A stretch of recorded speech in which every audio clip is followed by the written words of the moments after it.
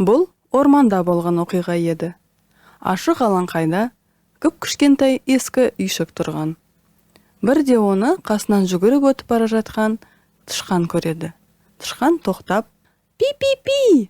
Сүп-сүйкімді кіп-кішкентай бұл үйшікте кім бар?» деп сұрайды. Ешкім жауап қайтармайды. Тышқан бос үйшікке кіріп, осында тұрып жатады. Біраз уақыттан кейін үйшіктің маңына секіріп бақа келеді. «Куа! Сүп-сүйкімді кіп-кішкентай бұл үйшікте кім бар?» «Пи-пи-пи! Мен тықырлауық тышқанмын. Ал сен кімсің?» «Мен бақылдауық бақамын». «Кел, бірге тұрайық». Бақа бақ-бақ деп бақылдап үйшікке секіріп кіреді. Тышқан екеуі тіл табысып бірге тұрады. Енді үйшіктің қасына ұтқып-ұтқып қоян жетеді. «Сүп-сүйкімді кіп-кішкентай бұл үйшікте кім бар?» деп сұрайды. «Пи-пи-пи! Мен тықырлауық тышқанмын». «Куа! Мен бақылдауық бақамын. Ал сен кімсің?» «Мен қорқақ қоянмын». «Кел, бірге тұрайық». Қоян да үйшікке кіреді. Осылай үшеуі бірге өмір сүре бастайды. Алыстан бұл үйшікті түлкі көреді.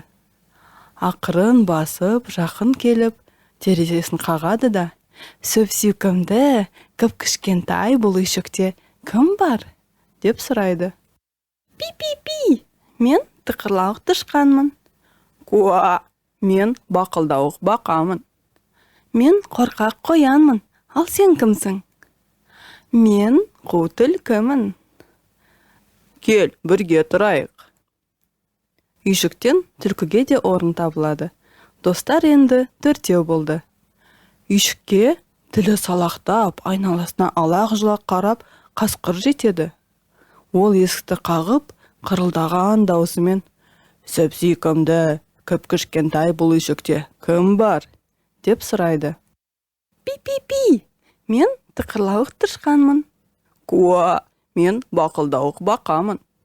«Мен қорқақ қоянмын». «Мен қу түлкімін. Ал сен кімсің?» «Мен сұр қасқырмын». «Кел, бірге тұрайық».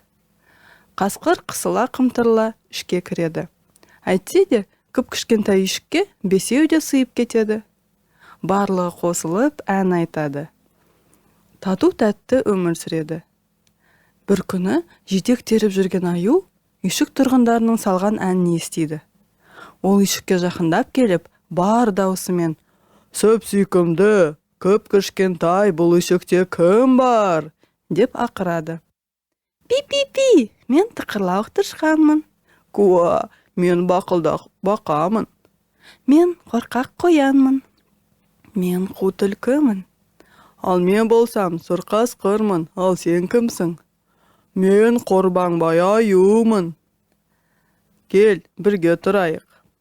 Аю ары-бері тырбыңдап үйшікке кірмекші болады. Бірақ оның басы енгенімен денесі сыймайды. Амалы таусылған аю, «Ендеше мен үйшіктің шатырына шығып тұрайын», дейді.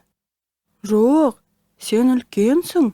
Сені кішкентай үйшігіміз көтере алмайды, қиратасың ғой», деп шырылдайды іштегілер.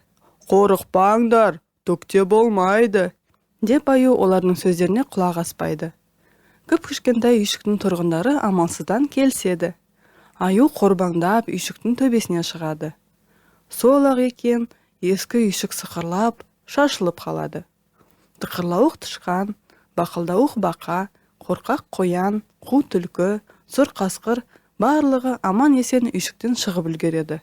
Аюға олар ренжімейді.